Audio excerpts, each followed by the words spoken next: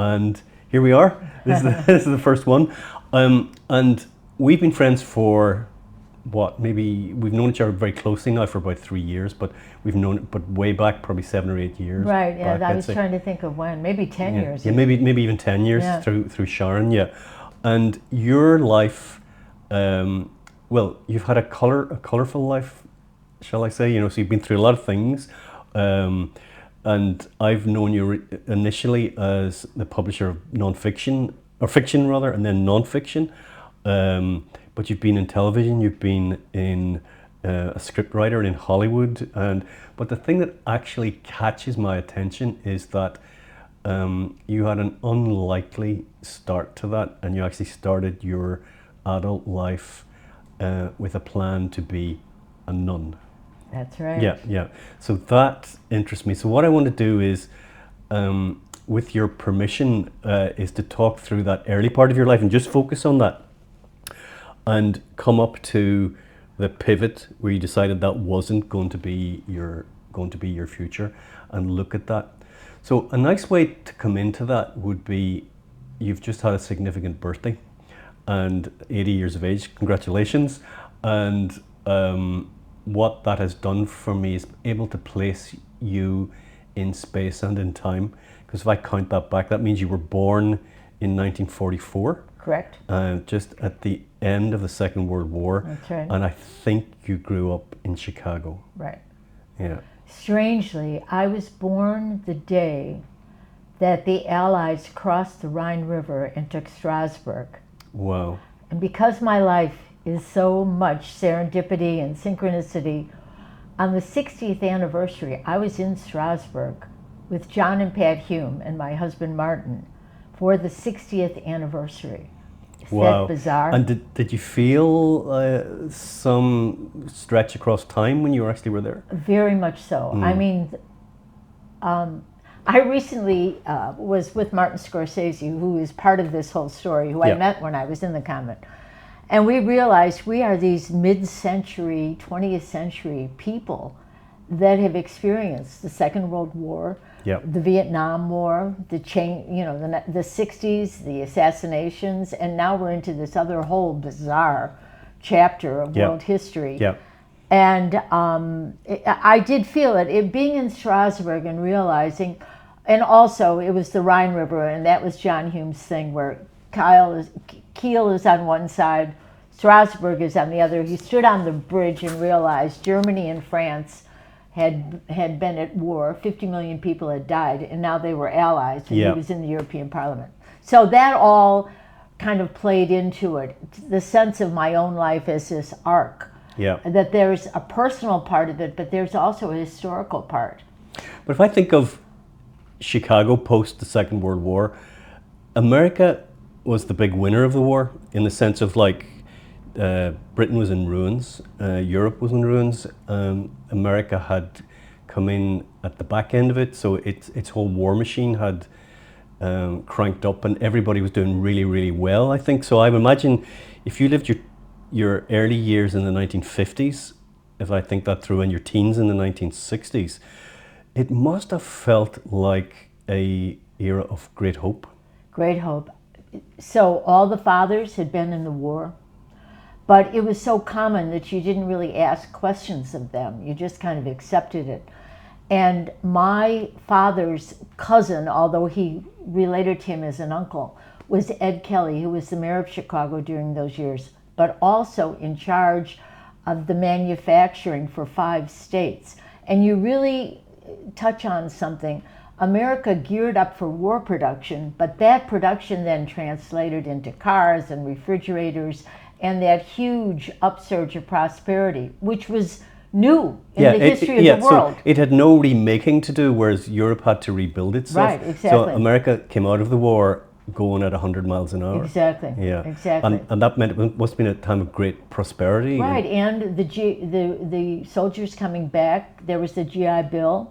So many of them went to college, families that would not have gone to college. My dad had been in college because his family, through politics and other things, had moved up just slightly in the pecking order. But it was a time of great hope. Now, it was mostly concentrated on white male, Okay. which is an important issue now with this whole go back to the 1950s. You know, for example, there were all the African American soldiers did not benefit in the same way from the GI Bill. So, I mean, I'm flashing right now to being like 10 years old and in these huge, you would call them estates, housing projects, you know, where I remember my father, they bought their first house for $800 with the GI Bill. I mean, it was, prosperity was there for the taking. But I'm trying to get a picture then of what that period, say, take a child getting some self-awareness at 7, so say that's 7 to 12, that 5-year period. You were in Chicago. I've got a view of Chicago which is colored by the movies. What was it like for you growing up? Was it was it high rise, or was it project, or was it a suburban? It was suburbia, kind of. Yeah. Now, during that time, we also lived in New York because my father was in the advertising world, the Mad Men era. I have a great story. I put it in one of my books. When he came back, he was a Navy flyer during World War II. Yeah, okay. and actually he escorted the convoys across. Oh, wow. So he would have. They didn't go all the way here. They went halfway, and then they were met. But I did become involved with the Navy later on. So. But he came back and he very much wanted to do something with his life, something meaningful. And this was the era when, you know, John Kennedy had been a naval officer, and this was kind of what that generation wanted to do. And he went to his cousin, who was called his uncle, and said he wanted to go into politics. And Ed Kelly was mayor, and he said... So Ed Kelly was your uncle? Cousin, really. But okay. Everybody, you know, it was like... He was the first cousin of my grandfather, is the exact... Okay. Yeah. So, and Ed Kelly said to my father, "It's a dirty business, Mike, and we don't have to do it anymore." That other things had opened up for the Irish in Chicago. Okay. And now you said a word there which is really interesting, which is Irish. Did you have a sense of your Irishness, and what was that like in Chicago at the time? Well, we were Chicago Irish. We were very connected to being Irish without any real connection to Ireland, because most people in Chicago, their ancestors had come over during the Great Starvation, so the 1840s and the 1850s. Because Chicago is in the Midwest, it didn't have the continuous immigration like New York and Boston did. So I grew up very proud of being Irish, but it was the kind of Irish that gets celebrated on St. Patrick's Day. You'd reinvented it, like... Well, exactly. And also, Chicago was a frontier town, so it didn't have the overlay of WASP superiority like New York and Boston did. The Irish created Chicago. Yeah. And so they were in the professions, they were in politics, they were in everything. And for example, the Catholic school system was bigger than the public school system. Yeah. So we had our own world. Yeah. But not much connection to Ireland itself. Okay. I suppose the Quiet Man was the first time. But would you have been doing Irish dancing? No, we didn't have, that came later. Yeah. In my, let's see, so I was born in 44, so say I was 10 in 54, you know. No, we didn't. Later on, maybe another 10 or 15 years, Irish dancing became a thing. And you know, Michael Flatley is from Chicago. Chicago, that's right. Yeah. But it wasn't that, it was more Notre Dame. It was more, like the first song I ever learned was McNamara's The Fighting Band. Irish. The Fighting Irish. Yeah. And a lot of pride. Many of the people that won medals in World War II were Irish Americans. Audie Murphy was the most decorated. They made movies about him. So it was Irish American, and for us it was Chicago Irish. So John Kennedy coming up through, for you would have been 16, 17 through his political emergence. Yeah. Huge. You had a real sense of that, did you? Yeah, real sense. And Grace Kelly. I mean, it was kind of like they represented this new generation of Irish Americans. Yeah. Was there a sense in that you were emerging from a second-class citizenship? You know, that's really interesting. No, and I think that is too bad. I think the whole memories of the Great Starvation and the poverty was kind of parked. So my father had a cousin who became a nun. Her name was Agnella, Sister Mary Aragina. She got this Sister Mary Aragina. Aragina. Somebody gave her the name of the Irish philosopher, you Yeah. know, and she was a first grade teacher. Can you imagine trying to get little kids to say Yeah. Aragina? Yeah. But she lived to be 107, right? Wow. So when I got interested in my own heritage, like in the 1980s, around in there, I went to see her. She had retired.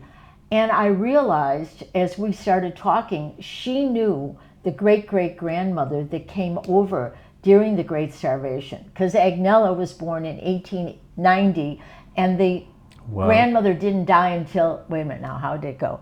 She was born in 1880. The grandmother didn't die until 1890. So there's a direct lineal connection to it? Yeah. Okay. So I said, well, what did she say? What did she tell you? And she said they wouldn't talk about it. Yeah. Yeah, so but we were still pumping people over though, because if I think back to, say, old grainy black and white television from the 1960s, we constantly we'd have talked of, from this side of the Atlantic, would have talked of New York, Boston, and Chicago. In fact, we called it Chicago. Yeah, but very few into Chicago. Okay. Later, in the 1980s, yes, there was a huge upsurge of people coming to Chicago then. Yeah. But in the early days, not so much. Like we had a neighbor that moved in, say maybe 1966, something like that, and he had a brogue, and we were like, wow. A real one? A real Irishman. That's what I said. My status went up in Chicago when I married a real Irishman. Yeah, wow. But I think that business of it was a fictive, it was an imagined Ireland. Yeah, yeah. Darby O'Gill. Exactly. The quiet man, you know. Yeah. So you mentioned Black Americans earlier. Were there Black Americans in your version of Chicago suburbia?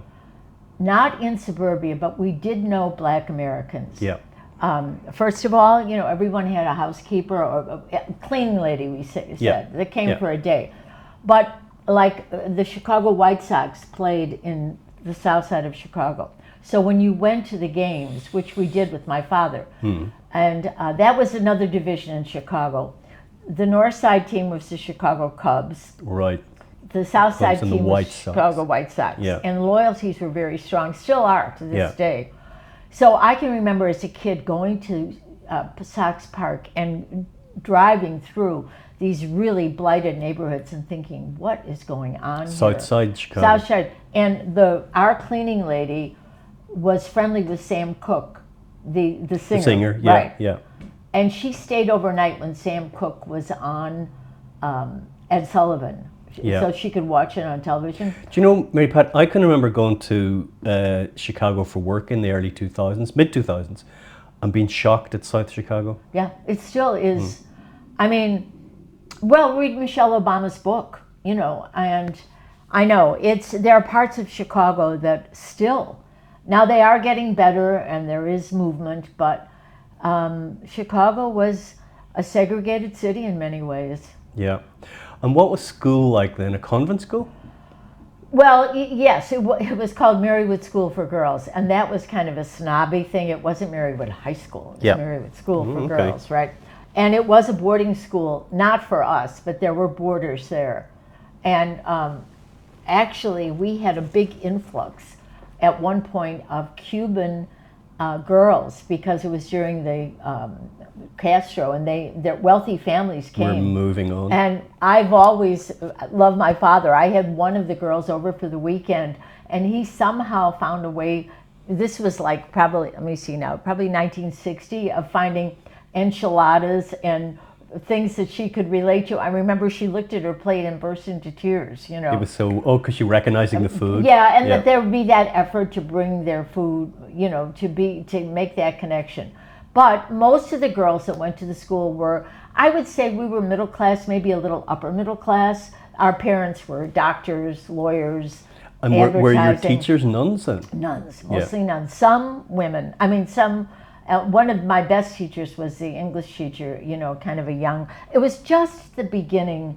you still got a little bit beatniky, you know, she would dress a little Yeah. wild. Oh, they're not wearing wimples or habits? No, the habits still, but the lay teachers. Yeah. Oh, the lay teachers. Okay. Right, and that was the beginning of mini skirts and blue jeans, and so things were changing. But I graduated from high school in 1962. Yeah. So it was really the beginning. The 60s in their full flowering didn't really happen until mid till late. 67, 68. Yeah. So you're graduating in 1962, which is when I was born, actually. So that's the same year? Same year, yeah. So somewhere in around that time, you've decided you've got a vocation.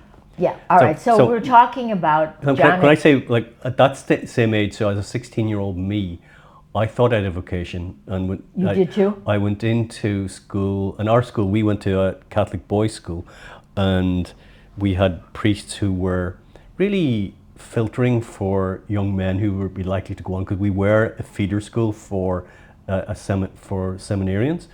And I went in after seeing a program on social justice on a Sunday night on television. Went in the next day to my it was an ethics class where the whole sixth form were brought together. Afterwards, went up to the priest and said, "Father, I think I have a vocation to be a priest." And he looked at me with a very wry look and said, "Paul, do you want to spend the rest of your life in adoration of the Blessed Eucharist?" And I said, "God, no." And he said, "Maybe we'll just forget about it." And I thank him every day. Because I find that I'm not a spiritual person, you know, and I've got hidden shallows, you know. Well, you know, so that's my starter for you, but where did your vocation arise from? Well, I think it's interesting that you say that, because social justice was the attraction for me, and I think for many people. But we found out there was a certain amount of adoring of the Blessed Sacrament that were part of it. Yeah. Now, you mentioned John F. Kennedy, so you have to think. So I went to his inauguration. I was at his inauguration. Wow. Yeah. On the mall? And at the inaugural ball. Yeah, wow. Yeah. How do you get tickets to that? Oh, through your father's Well, no, it was really funny. There was a girl in my school whose father was a state senator, and they got an invitation, but they weren't going. So she gave me the invitation, and my uncles were priests, and they were always adventurers, shall we say. They belonged to a small religious order. They were college teachers, and one of them was teaching at Catholic University. So the other one said he would take me. I was 16, my 14-year-old sister and my 14-year-old cousin, and we would go, right? So when we got there, we realized the invitation was just, a formality. It was like sending it out to everybody. Anyone could go, right? Yeah. But because my uncles were very canny kind of guys, he went to where the invitations, you were supposed to turn in your formal invitation for your tickets. And he went, and he always told the story, there was a colonel, like a southerner, who got an invitation, but it was to a ball at a place where there was no alcohol being served. Okay. And he goes, "I don't want this." Yeah. And my uncle said, "I do." And scooped it up. So he scooped it up. So that was my invitation. And then you could go to the mall for the inauguration. You couldn't get close. But also, and are you at the ball wearing a debutante's dress? Yes, the whole outfit. Yeah. I wore what I wore to my senior prom. Wow, you know? Yeah. And they fixed me up with a guy. And where's that, down to the shins? Or Well, it was like mid, and they fixed me up with the guy from Georgetown. I mean, I had my pick. They knew a lot of different people. And so, but I mean, John F. Kennedy just glowed. Yeah. And I had already... Do you want all this? I do, yeah. All right. Well, so it's 19. So obviously the campaign and we had watched. He had tried to go for vice president 4 years before at the convention. So we were very aware, even at my age. So he came to Chicago for the first debate with Nixon, the first televised debate, and afterwards he was hosted. This would only happen in Chicago, at a parish hall in Glenview. Which could probably hold about 150 people. But no, it was huge because it was also, we had the same thing, parish hall, gymnasium, roller rink. Yeah. They knew, those priests knew how to appeal. There were all these young families, so they offered roller skating, gym, And, you know, often they would do that before they even built the church. So they were the glue keeping the community exactly. together. It was, this is the baby boom. This was, you know, all these kids. And so I went and I talked my way in to the dinner for John F. Kennedy. I knelt. There's a picture of me kneeling under the stage. He's standing there talking, and I'm touching his toe. What? I can't explain the energy. Adoration? Of the blessed, Yeah. The energy. I mean, my friends and I were there, and they talk about the jumpers. Girls would jump. You would just jump. I can remember being at my house knocking on the door afterwards, and the energy. He just was magic. I mean, whatever charisma is, he had it. Yeah, so he had some charisma, but also a sense that he was one of yours. Oh, definitely. He was the prince. Yeah. And he was moving forward, and he was sophisticated, and he was handsome, and he quoted poetry. So he was none of the cliches. I mean, I could go on for a long time about the stereotypes and cliches that still are out there. Yeah. That are really come from stereotypes that go way back. Yeah, but of all of that, you're at a time in your life then where opportunity is open up to you. You're getting to experience some fantastical things, but you chose to go in a different I had direction. already been, I had looked into going, I was offered a scholar.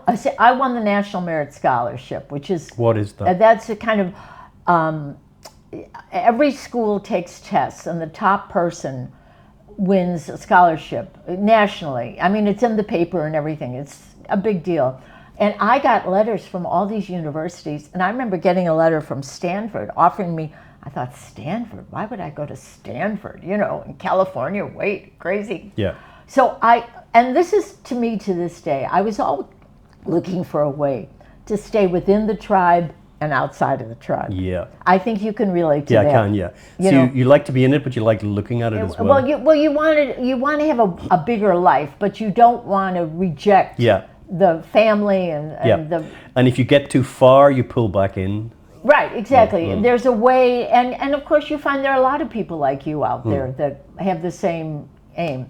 So there was John F. Kennedy, and he was saying good things. You know, he was being pro-civil rights. I mean, a lot of really positive things. And then Pope John is elected Pope.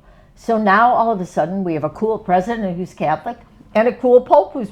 So wait, remind me, he is the Pope who only lived very briefly after he... No, he was Vatican II. Vatican II, okay. He was Roncalli. He was the one that was going to open the windows, and Vatican II, and he was the one that really brought the changes. And then Paul was after him? After him, yeah. Okay. So I think he was like maybe 59 to 63, something like that, you know. Okay, so let me take you back into then, what is going on in your head where with all this life opening up to you, you're going, I'm not going to university, I'm going to...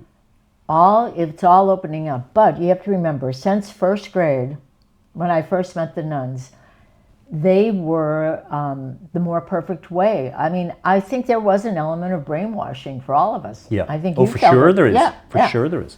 And they were also the women that have the most power. I mean, this is a time, my own mother was terrific, but she had 6 kids. Yeah. And that was her focus. Yeah. And every woman we knew. I mean, they used their extra energy in things like the church bazaar and everything. Yeah. And the nuns, though, you know, went to university, they ran schools, they ran hospitals. Every hospital in the U.S. west of the Mississippi was founded by nuns. Okay. Including famous places like Mayo's. In a sense, then, being freed from family responsibility, they had freedom to act. Exactly. There was a feminist dimension to it. Yeah. Now, the catch was you had to give up sex, family. I mean, and that was... you lost on the other side. Right. Yeah. But in 1962, there were 200,000 American women in religious communities. 200,000, okay.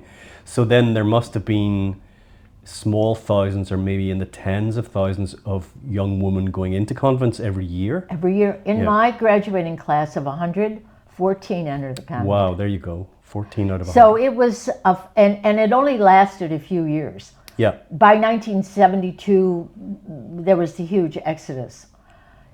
part of it was the baby boom. There just were a lot of us. Part of it was, which you said, the kind of triumphalism after the Second World War.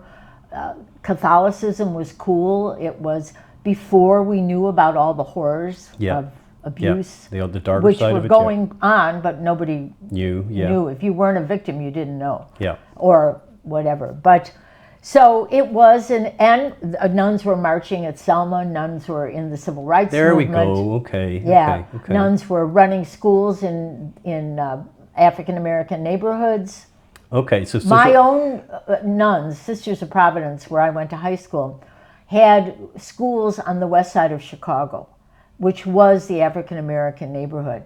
And they didn't leave, even when the white people left. The nuns stayed. Yeah, okay. And was it a natural continuation of, so you've been educated by the Sisters of Providence, that you would go on to them and to that would be their them, system? yeah. And they had a beautiful campus in Indiana. So I was going to ask that, are they, so it's not a university, but it's a college? What is the experience? It's equal to a university in the sense that we make the distinction. It's third level education, but I think universities give PhDs. Now it's a university, but you would get bachelor degrees, which would probably... So you're going to do a degree, but you're going to do it with the Sisters of Providence on their campus. And they had a girls' college on the same campus. For lay students? For lay students, yeah. Okay. And it was, it always had a little bit of a sense of finishing school. There was a little bit of snobism because they were a French order, and you know the French orders always had a little snobby kind of thing. They wore those larger wimples, didn't they? No, they didn't. Okay. But you're thinking of the Vincent de Paul, the Godskis. Yeah. But there was a little bit of, first of all, like you weren't allowed to teach until some of the orders. Girls went out immediately to teach. You had to have your credentials with Sisters of Providence. So you had a full academic degree to do, as well as the theology now, part of it. You were divided in one hand between... were you kept apart? From the girls, yes. Yeah? I went to class with them because I was being trained to be a secondary school teacher, a high school teacher. The primary school students, there were enough of them in the convent that they had their classes in the novitiate, in this separate building. Okay. I went to the college. So I was an English major. I was going to teach high school and drama. Lovely. Yeah. Yeah. And were you expected to wear a novitiate's robe or anything? Yeah. Oh, yeah. We had first the postulants wore just kind of a skirt and a top, and your hair was normal. And then you got the white veil, and you had a year of canonical, which you did not go to classes. That was the year of real spiritual whatever, and a lot of work, a lot of housework. And was that like a gap year in the degree or post the degree? You did theology, but you didn't do secular subjects. I think it was even mandated by like the church that these were the steps you had to go through in religious life. Okay, so let me see if we can name those then. So you started as a postulant. And then you had a canonical novice. Yeah. At which point you wore a white veil. You wear the whole outfit with white veil. I wore the bridal gown. We were the last group. Bride of Christ, Yeah, which they kept saying, oh no, it's not the bride of Christ, it's baptism, but you know. Yeah. And then, and I was lent a gown that had belonged to a friend of my mother's, you know. So it's passed along. But some people got, you know, very expensive dresses. The boxes would come from Marshall Fields and Saks Fifth Avenue. So you're still a woman despite it all? Right, exactly. Yeah. And we used to take the grease from the things and put a little, you know, a little... Really? Yeah. Oh, I mean, so then... that's canonical, yes. Canonical year, so that's a year. And then you take, you become a junior sister. You get the black veil, right? And that lasts, let's see, a canonical novice, then a novice in the black veil. No, wait a minute now. Canonical, 1 year canonical, then then you are a novice, but not canonical. You go back to, what did they call it? I can't believe I can't remember. Let's see. And then you are a junior sister which means you take vows, but I always love this concept, temporary vows. Temporary vows. For a year. Okay, so it's not for the rest of my life, I promise I will. Right, okay, exactly. Okay. So, anyway. And then you're brought to the full... Then you move over. So it's 3 years in the novitiate, which is really just the youngest of all. Now, when I entered, there was 75 in my class, 100 in the other two classes. So, I mean, you had this building vibrating with these young women between the ages of, well, I was 17 when I went in, and like 20. So you can imagine, it was a building full of teenagers. Yeah. And we did things like roller skate and all that. Yeah, so like any young woman at the time would do, yeah. Right. Looked at boys or not? No, we did not have boys. Yeah. Although there was, we did work with these seminarians later, and I got a little, I was always getting pulled up for different things, you know. Yeah, yeah. But you wouldn't be taking little sideways glances? No, no. Okay. No. So... At least not obviously. So, easier to leave the earlier you left? So the more you got into it, the harder it is to get out of it? It's a weird thing. You could have left at any time, you know? And people were afraid of being asked to leave, like you about, you know. But people didn't. It was rare. I mean, so that was going to be a question of mine. How rare was it? In those days, and then it was very secret. All of a sudden, there'd be a place at the table. Somebody was gone. Somebody was gone, and you were, you know, Sister So-and-so has returned to her family, and you weren't supposed to be in contact. It still had that old feeling of... That you'd let people down. That you'd failed, you know, the spoiled priest. Yeah. That whole I was going to say thing. Spoiled priest, because that concept was definitely around in Ireland in the 60s. There was a sense, so let me make that a question rather. So if one came out of college, how did the community react to that when you got back to your own town? Well, in the beginning, it still was a little odd, you know, and people were interested. Then when there was that huge outflux, or whatever you would call it, then it didn't become... And I remember when I was thinking of leaving, and I didn't know what my parents would think, because they had not been wildly enthusiastic, but...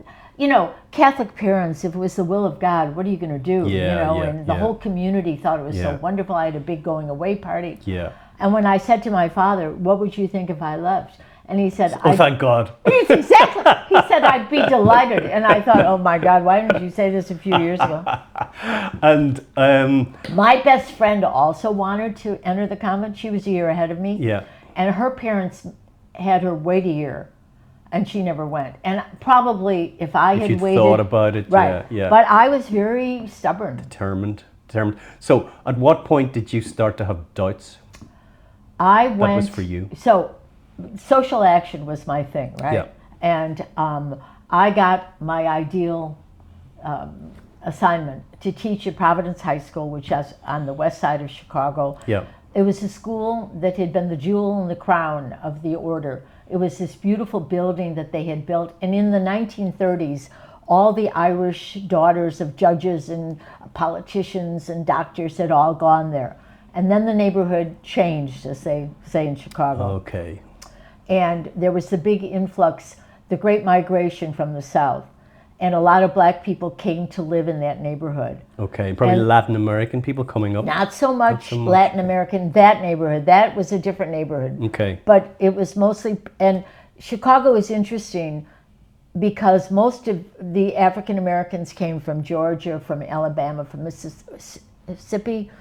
Like, you know, you went straight up on the train. Yeah. So if you came from North Carolina, you went to New York. If you came, I vaguely think that the system to free slaves back in slavery was a train journey up towards Chicago from the southern states. Well, Chicago also was the big blues center. You know, that's where Louis Armstrong went. Chicago had a very vibrant African-American community from very early on. Probably some people had been enslaved, but a lot, you know, there was a big newspaper. So it had a vibrant community on the south side. Then the west side was people that were more recent, kind of after World War II. Okay. And, you know, there were all the terrible things that happened. Landlords Yeah. gouging, price gouging. But the girls in our school, very much, their parents really, because they were paying tuition, Yeah. wanted them to do well to get into university. So they were more like a middle to upper middle class. Right, exactly. In the black community. Right. Okay. So the whole area of West Chicago is turning. White people are leaving, and, Right. and black Right. families are moving in. Right. Okay. Right. And so you got a chance to teach there as a student teacher then. Right. Okay. And by this time I'd graduated, so I had a degree. I got to teach drama as well as English. And my homeroom were freshmen, so my class was mostly African American. And it was an education. Yeah. I mean, they were fantastic. Yeah. And this was Aretha Franklin. This was, you know, the whole culture was changing and open. And it was like I had a direct line. Yeah. Amazing. And they were fantastic. I remember we had this talent show, and the talent. Now, some of the older nuns did not like the fact that I was encouraging these young women, because the idea was that they should come in and kind of let go of their culture, you know, and kind of. Yeah. Yeah, and that's a very deep thing, I think, in a lot of proselytizing. It's like not only adopt the faith, but adopt the ways and means of the community that's bringing it to you. Right, and now after I've done research and everything, I realize as Irish Americans, we had much more in common with the African Americans vis-a-vis the real rulers of our society than we ever realized. Yeah. And actually, Ed Kelly had made an alliance with the African American community, and Mayor Daley, the whole Democratic machine in Chicago depended on the alliance between African American and Irish American. So I'm guessing here we're at 1963-ish? No, we're all the way now up to 1967. 67, okay. So I've come to this school. And we're talking Deutsch here now, so you're now getting an experience of Black America. Right. An experience of teaching out in the community. And I've already been very interested in the civil rights movement, in Martin Luther King. Yeah. We've already had the assassination of John F. Kennedy. Yeah. So there's a sense of anti-Vietnam. I was already, as a nun, marching against the war. There was a lot of energy in the community. So this feels to me more not a crisis of faith, but a crisis that the social justice that you wanted to affect could not be done in the role that you'd chosen? Well, it's interesting because there was a push for social justice within, especially in Chicago. There was a group called Call to Action. I mean, at that point, because it was Vatican II, the church was getting on board with social action. We hadn't had the backlash yet. So there was the Council for Racial Equality, there was busing. They were bringing kids from our neighborhood into wealthy schools. And the Catholic Church was supporting that? Huge supporting it. Okay. And even the wealthy parishes were going along with it because it was the right thing to do. Okay. You know, and this was before we started to get into the backlash. So I was thrilled to be in the school. Martin Luther King had been there. Now, he had marched. There are communities in Chicago where there was racism. I'm not saying there wasn't racism, but officially the church, and even Mayor Daley was trying to give jobs, and later I worked for the poverty program, but, I mean, obviously there were problems. But the church officially, and in the priests we knew, like one of the priests led this group called the Contract Buyers Association to make it, a lot of black families had been gouged by mortgage lenders, the whole thing. Yeah. Now, so I'm having a ball. I'm doing the getting to know the kids, doing the talent show, and then we put on Annie Get Your Gun. It's a huge success. We made like $25,000 on tickets, which was, I know, it was amazing. Did it run for 3 months or what? Yeah, well, no, well, it was like, and it was one time when the white parents and the black parents came together and they enjoyed the show. It was so 2,500 or good. 25,000? 25,000? It was 3 nights, yes. We sold out. We sold all the ads. But surely you could have bought a house with that kind of money. Yes, we could have. It was huge. Yeah. I thought, hey, you know. Yeah.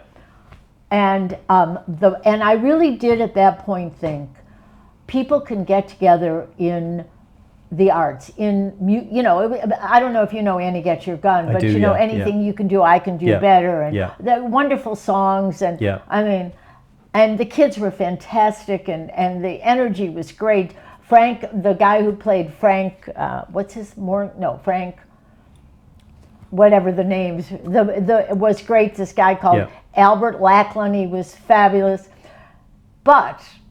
And I thought, this is it. If you can get away from the kind of rational political arguments and find commonality you can move mountains, in music, you can really think, all right. So I'm folding up the costumes and putting them away, listening to the radio when it's announced that Martin Luther King's been murdered. Okay. And that's April 4th, 1960, what was it, 8, yeah. Okay. So, and is that a moment that you can say after that everything changed? Everything changed. Okay. The next day, then the girls all came to school, and of course they were like bereft. And there was a priest that was in the neighboring parish who had been a friend of Martin Luther King's, had marched at Selma, Monsignor Egan. I called him up and he said he'd come over and say like a memorial mass, a mass for everybody. And I remember the kids were all nervous because they were afraid they couldn't go to communion, because they had this one teacher that was just, you know, kind of fire and brimstone and hell and all that. And they said, she told us that soul kissing was a mortal sin. And I go, well, and the girl said, if you don't put some tongue in it, sister, it's like kissing an old brick wall. And I said, it's all right, you can go to communion. Yeah. And they didn't believe me. So I had, as well as Monsignor Egan, we had a family friend who was a priest who also came. And I asked him if he would give them all general absolution. You know? So wait, soul kissing is putting your tongue in somebody's mouth? French kissing. Yeah, okay, yeah. okay. They called it soul kissing. Okay. So, and they were afraid, you know, that was a mortal sin. They couldn't go. So they couldn't go to communion because they'd been French kissing? French kissing, yeah, right. Okay. So and of course they wanted to because, you know, and so I said, give them general absolution, the priest, my friend. And he said, I can't. It's reserved for soldiers going into battle. Okay. And I said to him, his name was Roger, I said, Roger, this is the closest most of us will ever get to soldiers going into battle. Yeah. So he did. And we had this beautiful service. And one of the girls sang to dream the impossible dream. And it was a real, I can't even tell you how bereft and angry everybody was at the whole thing. And as one of the girls said, the white man just killed their best friend, because there was sympathy from Malcolm X and from more extreme. So, I mean, we had this most amazing emotional thing. And during it, we were in the same place in the auditorium where the play had just been put on a couple of nights before. Wow. And I look, and the principal is going along, poking the white girls in the audience to follow her. And she was sending the white girls home because there had started to be reports that there were riots going on. Okay. The beginning of the uprising. So this is like a resegregation starting almost? Well, it was riots. I mean, they felt any white girl in there. She actually thought that maybe the black students would attack their schoolmates, which was so ridiculous. Ridiculous, yeah. Yeah. And of course, the black students wanted to leave too, because things were getting really out of hand. Yeah. And in many ways, it was a police riot. I mean, it was like all those things. Overreacting. Yeah. The kids had come out of Marshall High School. The mourning and angry, but the police overreacted. It became a big, thing. And so then the students that were left, we all went down to the cafeteria, And my students, of course, were furious. We want to leave too. What's going on? What does she think? And one of them offered me a Pepsi bottle, right? And I took a drink from the Pepsi bottle. So remember that. All right. So now eventually they did all leave, and we're starting to get the reports that there's riots breaking out, and there's fires being set, and there's looting going on.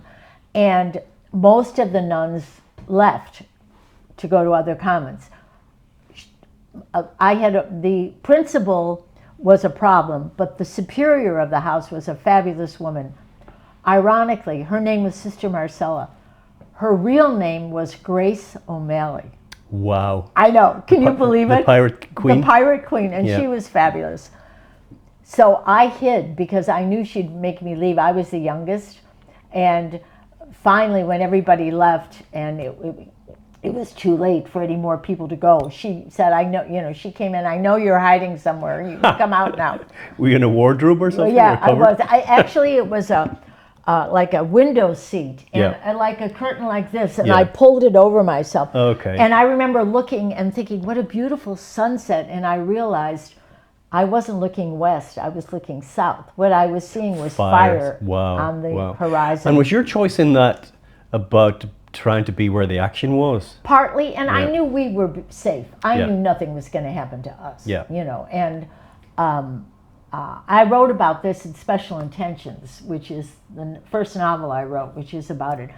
But I wasn't afraid, and there was a sense that you should be there in case, and also that the school might be a sanctuary, which it did turn out to be, because... But also a sense that you're in a moment in history as well. Exactly. I mean, this was, you know, I mean, it got really crazy because they brought in the National Guard, and we were across from a park, and the National Guard had tents, just camped there. Tanks. Yeah. I later found out from a friend, a guy I knew, who was in the Air National Guard. They were thinking of bombing the west side of Chicago, of dropping bombs. What?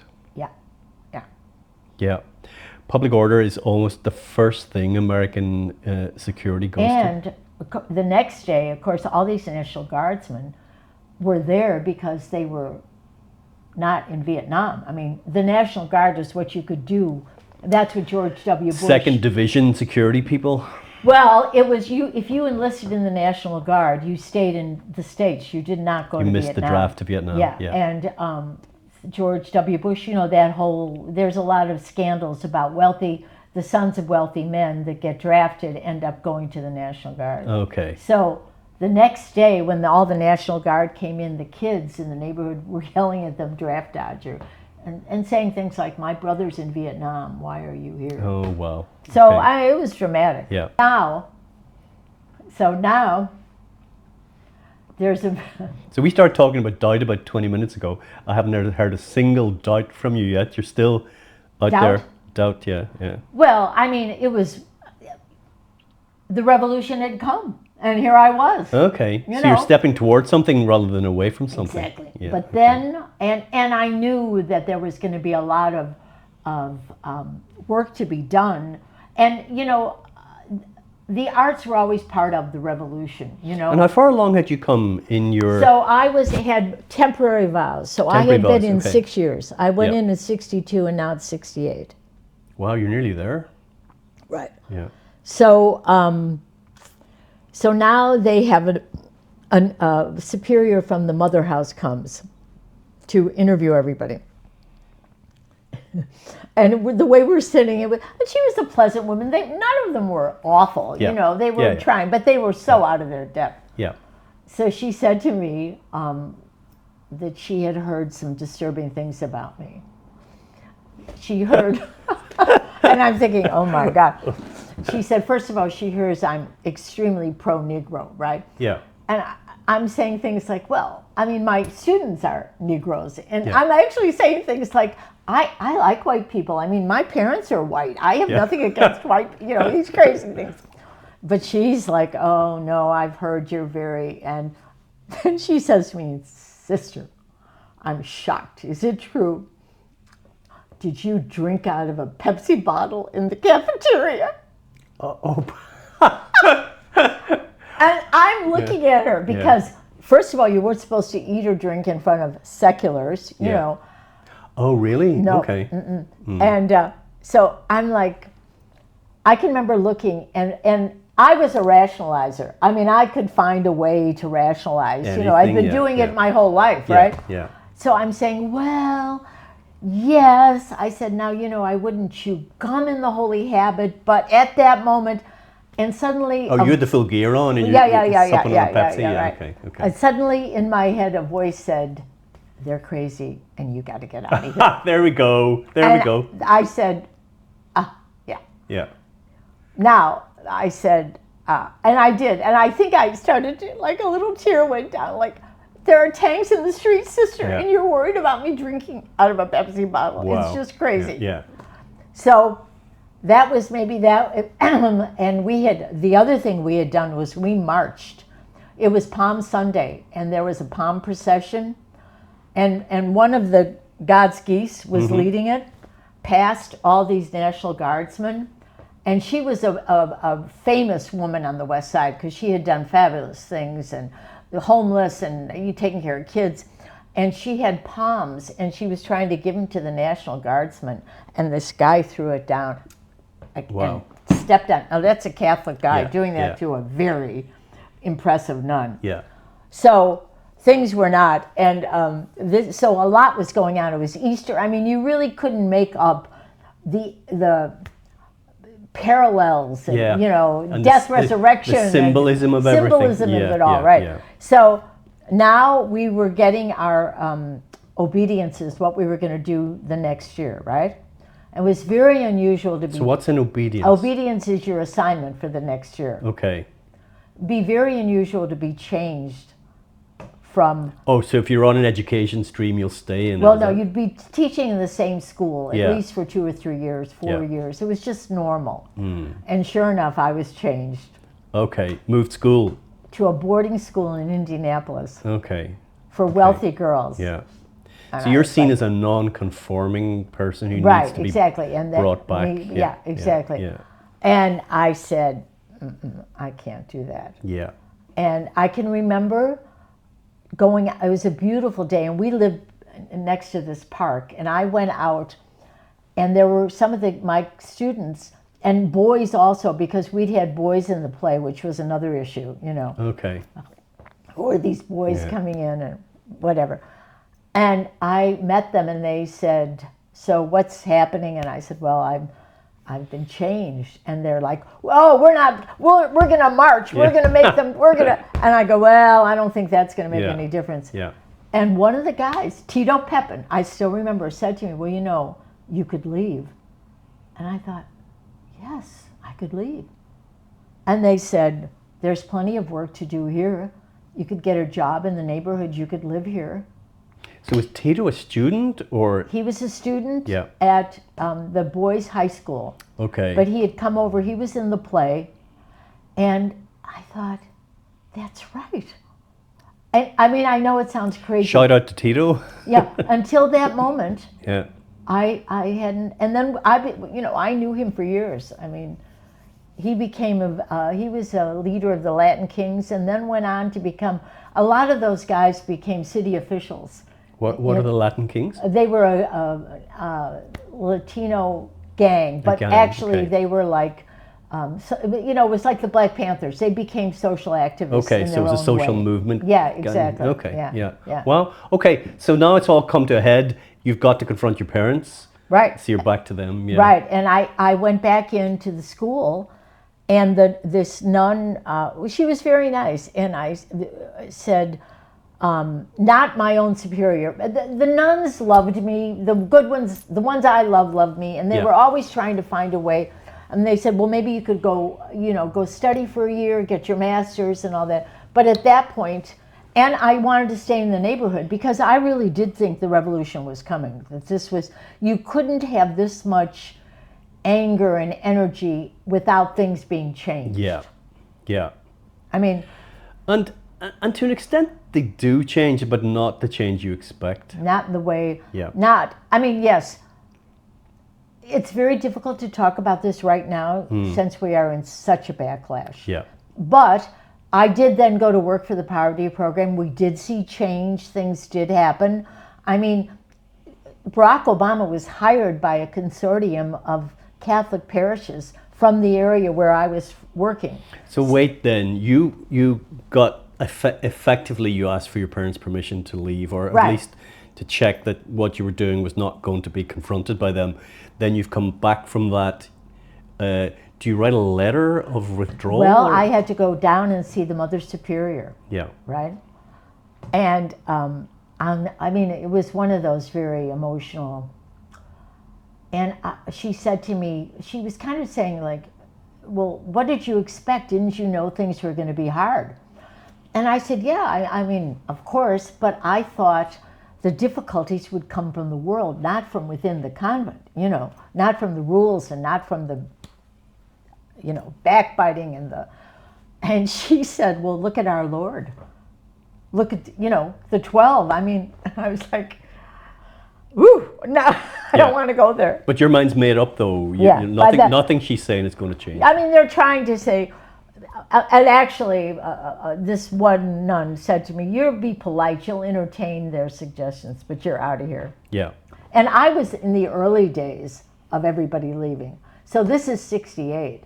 The big exodus started 69, 70, you know. Where women left in larger numbers. Okay, yeah, okay. Yeah. So then you left, and then after that you worked in the poverty center. Yeah, I got a job right away in the, my father had to intervene because they didn't want to give a white girl a job in this black neighborhood. Yeah. But I knew, I got an apartment in the house of one of my students. I mean, it was fine. And that, see, this is before guns became such a thing. So, I mean, once people knew who you were, the worst thing that ever happened to me was the cops. You're not some kind of spy or no. I mean, agitator. No, it was. I worked at the poverty program. I used to walk to work, and I never felt threatened or anything. Yeah. Although I think that's very true of many cities and areas where I guess middle class people feel afraid. It's like when you step into the community, they're just like any other place. People try to make a go of their lives. You know. Now, what did happen in Chicago was, because it was segregated in a sense, then it did open up, housing opened up. So often the poorest areas did become gang-ridden because people that could get out got out. Yeah, yeah. And that is an issue. Yeah. And people made their money where they could, and hustling probably was where that started, and that built up. And then, but then there were jobs. I mean, the Obamas are a perfect example. You know, she went to Princeton. There was upward movement. There was a way to move up. There was a way to move up, but it was very funneled to certain people. Well, there was a way to move up, but you had to be very. And as she says in her book, when she met Barack Obama, he was a lawyer. He could have had a very easy life, but he was a community organizer. And she's got a great line in her book. It's one thing for you to be in that situation and work so yourself can transcend in your own family, but to try to lift your whole community. Yeah. I mean, it'd be the John and Pat Hume thing. I mean, they were teachers. They were comfortable. They could have had a nice life. Yeah. But then, if you want, John actually taught in my grandfather's school. Did he? Yeah. Yeah. So we knew the family very well. Right. So this is your story, but there is a famous name that comes into it at this stage, which is Martin Scorsese. And I thought at some stage he had been part of your decision to leave, but clearly not. I have a much better idea of it now. Well, but he must have appeared in your life. He somewhere did. Round about that. So tell me about when that. I was still in college. Yep. Right. So it was a drama minor, right? And there was this great teacher called Sister Mary Olive, another Olive O'Connell was her name, right? Yeah. And she had been she had gone to Catholic University, which had a famous drama school in Washington, and actually we had been like an off-Broadway director before she entered, right? So she was fabulous, put on these great plays, and she had a green room.